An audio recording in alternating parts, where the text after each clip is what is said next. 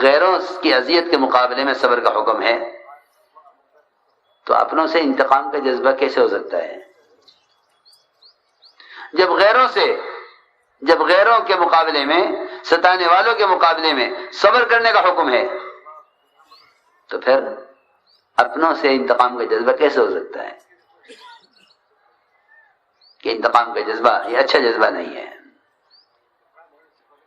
اس لیے فرمایا کہ سب سے بنیادی چیز کام میں صبر ہے، اور واقعی صبر ہی ہے جس کام میں چلائے گا۔ جہاں کام کرنے والے صبر چھوڑ دیں گے وہاں ان کا سفر ختم ہو جائے گا، ان کا سفر وہاں ختم، جہاں ان کا صبر ختم۔ جی ہاں، یہ صبر گاڑی کے پیٹرول کی طرح ہے، جہاں تک تیل ہوگا وہاں تک گاڑی چلے گی۔ اس لیے صبر کی کوئی مدت نہیں ہے، صبر کی کوئی مدت نہیں ہے۔ ساتھی کہتے کب تک صبر کریں؟ کہ صبر کی کوئی مدت نہیں ہے، کب تک صبر کریں؟ حضور اکرم صلی اللہ علیہ وسلم نے ابو ذر غفاری سے فرمایا تھا کہ تم صبر کرتے رہنا یہاں تک کہ ہم سے آ کر قیامت میں مل لینا، حوض کوثر ملاقات ہوگی۔ پوچھا کب تک صبر کروں؟ کتنے سال صبر کروں؟ کہ صبر تو اس راستے میں چلنے کا ایندھن ہے،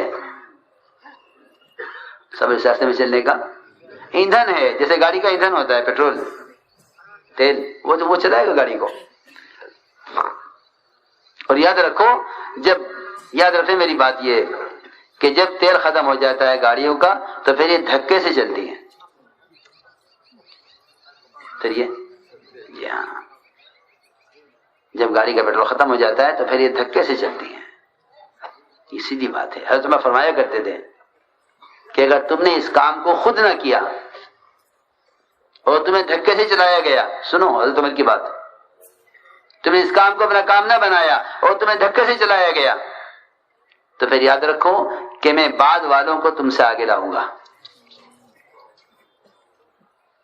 بعد والوں کو تم سے آگے لاؤں گا۔ حضرت عمر کا قول ہے کہ پھر میں تمہارے جوانوں سے اور تمہارے بعد والوں سے، تمہارے چھوٹوں سے کام لوں گا اگر تم نے کام پورا نہ کیا۔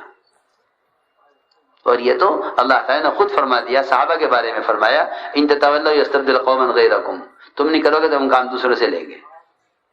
یہ تو براہ راست اللہ فرما رہے ہیں صحابہ کے بارے میں، ان تتولوا یستبدل قوما غیرکم۔ تتولوا کا مطلب یہ ہے کہ اگر تم نے کام کے تقاضوں سے جان بچائی، یہ نہیں کہ تم نے اگر نماز نہ پڑھی، ذکر نہ کیا، تلاوت نہ کی تو میں دوسروں کو لاؤں گا جو ذکر و تلاوت کریں گے، نہیں، یہ بات نہیں ہے، یہ بات نہیں ہے۔ بلکہ قرآن کی آیتوں پر غور کرو کہ جہاں یہ باتیں فرمائی ہیں اللہ تعالیٰ نے ان تتولوا یستبدل قوما غیرکم، وہاں دعوت کے تقاضوں سے جان چرانے والوں کے بارے میں فرمایا ہے، دعوت کے تقاضوں سے جان چرانے والوں کے بارے میں فرمایا ہے کہ اگر تم نے ان دعوت کے تقاضوں سے جان بچائی تو ہم تمہیں ہٹا کر دوسروں کو لائیں گے۔ ثم لا یکونوا امثالکم، پھر وہ تمہارے جیسے نکمے نہیں ہوں گے۔ یہ ترجمہ کیا ہے مفسرین نے، مفسرین نے یہی ترجمہ کیا ہے، ثم لا یکونوا امثالکم، پھر وہ تمہارے جیسے نکمے نہیں ہوں گے۔ اس لیے میری آپ سے درخواست ہے، سب سے پہلے اپنی ذات کے لیے، پھر آپ سے بھی عرض کرتا ہوں کہ اس کام میں آگے بڑھنے کا تعلق کسی شورا سے، کسی امیر سے، کسی پرانے سے، یا کسی باحیثیت آدمی سے، یا کسی باحیثیت آدمی کے سہارے سے اس کام میں آگے بڑھنے کا کوئی راستہ نہیں ہے۔ اس کام میں آگے بڑھنے کا تعلق صرف دو چیزوں سے ہے، صرف دو چیزوں سے ہے، اخلاص اور قربانیاں۔ معاملہ ہر ایک کا معاملہ براہ راست اللہ کے ساتھ ہے، مرادوں کی عبادت سے، صفات اور اخلاص سے اپنے آپ کو اللہ کے یہاں قبول کروا لو تو حدیث میں آتا ہے کہ ایسے لوگوں کے لیے آسمان سے قبولیت کا اعلان ہوتا ہے جو زمین پر اتارا جاتا ہے، روایت میں ہے سمیود اور قبول فی الارض کہ ایسے لوگوں کی قبولیت آسمان سے اتار دی جاتی ہے. یہ سیاسی طریقہ ہے کہ زمین سے قبولیت کی کوشش کی جائے. یہ سیاسی طریقہ ہے کہ زمین سے قبولیت کی کوشش کی جائے کہ ان کی قبولیت آسمان کی طرف چڑھتی نہیں ہے. یہ اہل دنیا کا طریقہ ہے کہ وہ ان کی شہرت کی ابتدا زمین سے ہوتی ہے, آسمان تک چڑھتی نہیں ہے. آسمان کی مخلوق اس نے نفرت کر دی ہے. اور یہی وجہ ہے کہ ان کے اپنے ان کے جو ہے مدد کرنے والے اور ان کا ساتھ دینے والے ان کا ساتھ چھوڑ بھی دیتے ہیں. ہم سمایا کرتے تھے کہ مال سے جو ہے وزارتیں بنتی بھی ہیں اور ٹوٹتی بھی ہیں, کیونکہ اس میں شہرت ہے, قبولیت نہیں ہے. قبولیت کا تعلق اللہ کی ذات سے ہے اور قبولیت کا تعلق صفات قبولیت سے ہے. اس لیے اگر کوئی بھی شخص کسی بھی درجے میں کسی مخلوق سے اس بات کی امید رکھے کہ یہ مجھے آگے چلنے کے لیے سہارا دے دے, تو اس کے مردہ ہونے کے لیے اتنا کافی ہے. اس کے مردہ ہونے کے لیے اتنا کافی ہے, کیونکہ یہ روایت میں کہ مردہ ہی کہتا ہے مجھے آگے بڑھاؤ, خود کیوں نہیں آگے بڑھتے؟ روایت میں وہ جنازہ کہتا ہے قدیمونی مجھے آگے بڑھاؤ, کیوں خود کیوں نہیں بڑھتا؟ کہ مردہ ہے, اور مردے سارے کندھوں پہ جاتے ہیں کہ ان کو سپورٹ کیا جاوے, ان کو سہارا دیا جاوے.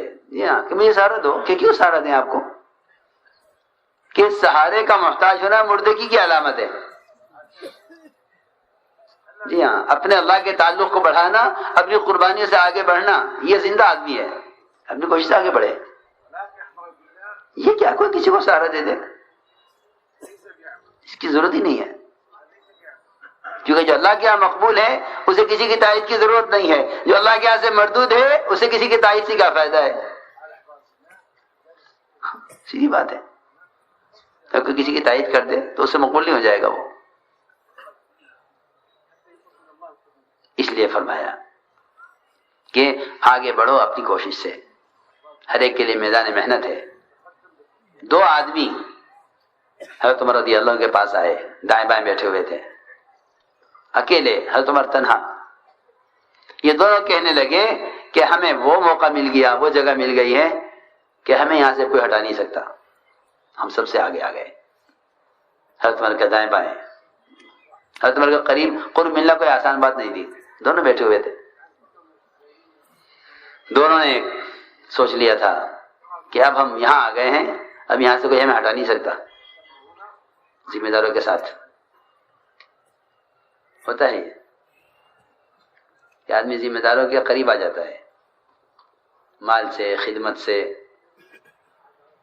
ہاں ہو جاتا ہے. پھر جب یہ دونوں بیٹھے ہوئے تھے تو میدان سے محنت کر کے خروج سے واپس آئی جماعتیں انصار و مہاجرین کی.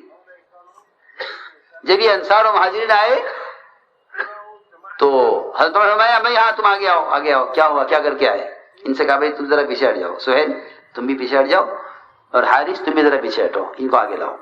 صحیح بات ہے,